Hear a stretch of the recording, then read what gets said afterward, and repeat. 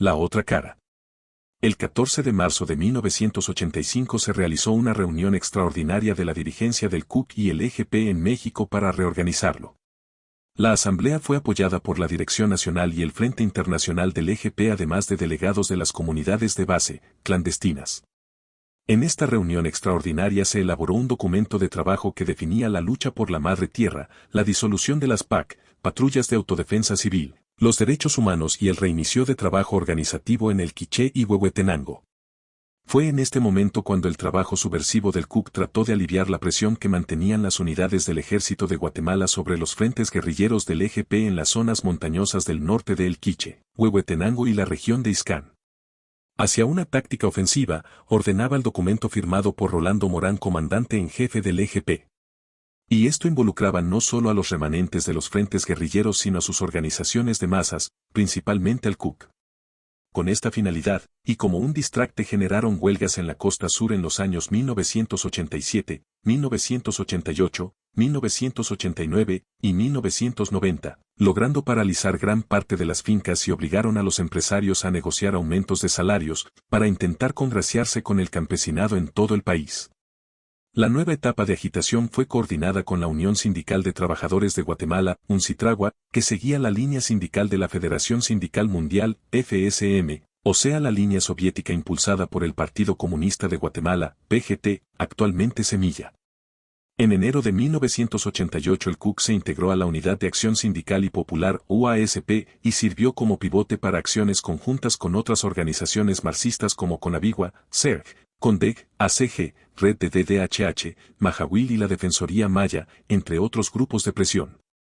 Desde 1991 grupos del CUC y sus aliados realizaron ocupaciones de fincas en la costa sur y en el nororiente del país, tomando como bandera política la desaparición de las patrullas de autodefensa civil, PAC, en una clara jugada estratégica que los políticos de turno no pudieron o no quisieron dimensionar, y pasaron a la ofensiva masas militantes que se enfrentaron a las autoridades sin que éstas pudieran contrarrestarlas con determinación, como se hizo en la década de los años 80, predominando desde ese entonces la debilidad gubernamental ante las claras señales desestabilizadoras que finalmente lograron defenestrar a los comisionados militares y las PAC en su pulso por recuperar el poder local, logrando su objetivo de terminar con ambos grupos que habían sido tan importantes para el Estado durante el enfrentamiento armado interno. Grave error político que aún sufre la sociedad y las localidades rurales ante la ingobernabilidad resultante. En 1992 el CUC sufrió una crisis interna, se dividió y parte de sus dirigentes y bases salieron a formar la Coordinadora Nacional Indígena Campesina, CONIC.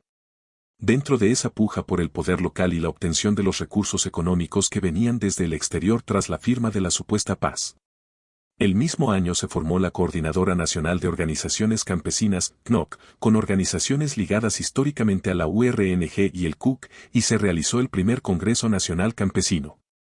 Para continuar con la estrategia internacional acordada con el grupo boliviano Movimiento al Socialismo, MAS, del líder cocalero Evo Morales, Rigoberta Menchú del EGP, apuntalada por los países socialistas, fue impulsada como candidata al Premio Nobel de la Paz y referente de la tesis indigenista impuesta para celebrar los 500 años de resistencia, descubrimiento de América, en 1992, y se celebró con la inclusión de la izquierda española el Encuentro Cultural de Dos Continentes. El CUC participó en el Encuentro Internacional de los Pueblos Indígenas y la campaña 500 años de resistencia indígena, negra y popular. Luego de que la URNG impusiera a los negociadores del gobierno durante el proceso de los pseudoacuerdos de paz la firma del Acuerdo sobre Identidad y Derechos de los Pueblos Indígenas, en marzo de 1995, y del Acuerdo Socioeconómico y Situación Agraria en mayo de 1996, y entre los políticos de izquierda infiltrados en el gobierno y los delegados de la URNG nació la propuesta de democratización en el uso, tenencia y propiedad de la tierra. ¿El Premio Nobel de la Paz?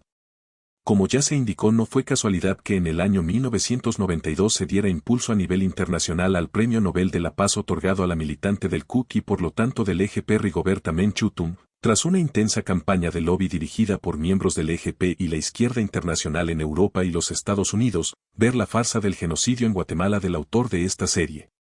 El éxito de propaganda y manipulación de la estrategia indigenista produjo tantos dividendos económicos que su disputa provocó una lucha interna que terminó con la expulsión de Rigoberta Menchú del CUC/EGP. Cuarta etapa, la falsa paz.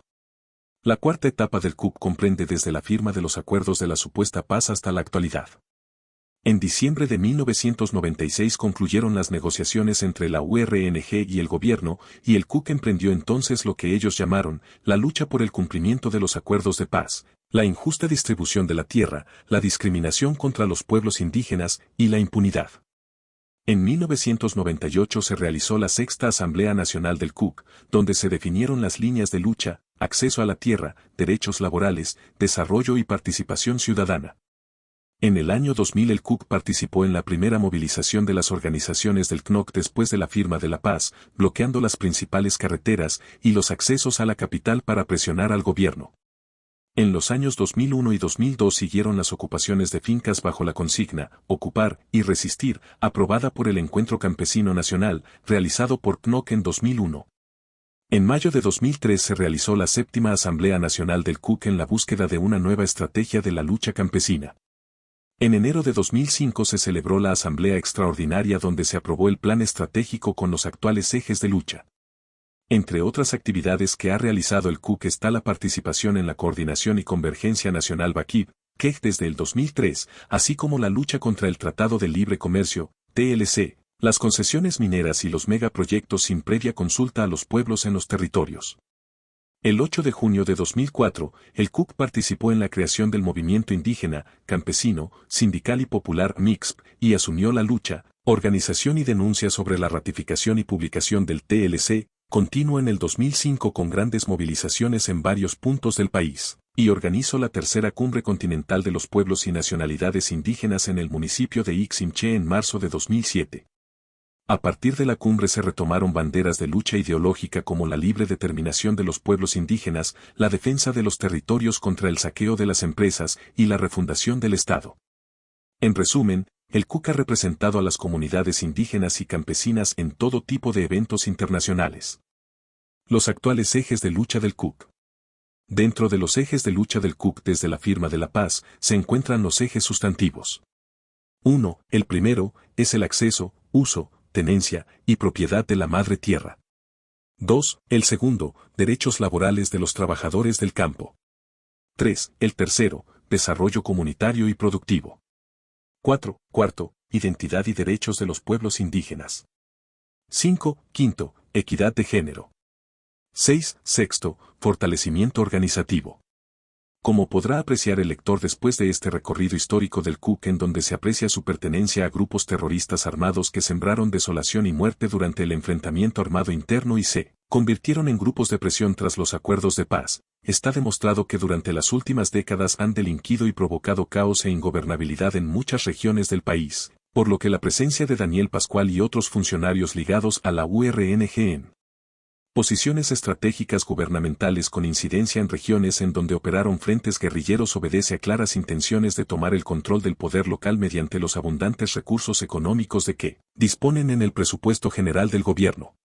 La guerra política y cultural de la izquierda internacional aplicando la teoría del dominó de los años 60 del siglo anterior pretende conquistar a Guatemala. Es momento de recordar a Jorge Santayana cuando indicó, quien no conoce su historia está sentenciado a repetirla. Es la guerra por otros medios, los guatemaltecos nuevamente tienen la palabra.